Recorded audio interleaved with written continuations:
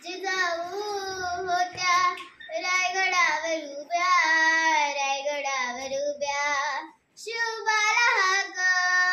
मारताच शिवबा आला हो जी शिवबाला म्हणाल्या काय जिजाऊ म्हणाल्या अरे शिवबा बळकट किल्ला कोंढाण्यासारखा मुघलांच्या हाती नाही बरा बळकट किल्ला कोंढाण्यासारखा मुघलांच्या हाती नाही बरा शिवबा तो घर मगारी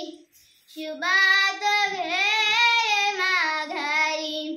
शिवबा विचारात पडले काय करावे या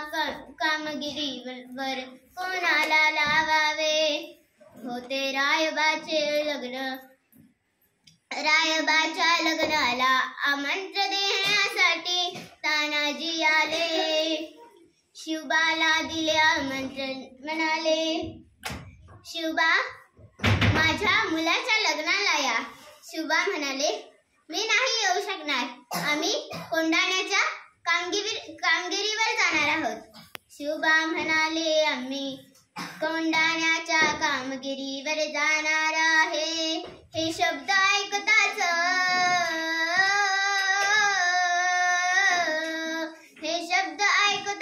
तानाजी म्हणाले शिवबा मी जिवंत असताना या कामगिरीवर मीच जाणार मला आशीर्वाद द्या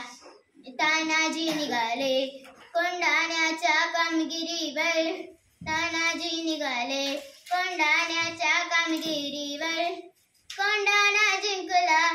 कोंढाणा जिंकला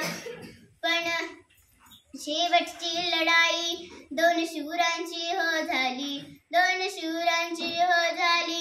तानाजी होता बळकट त्याची ढाल हो तुटली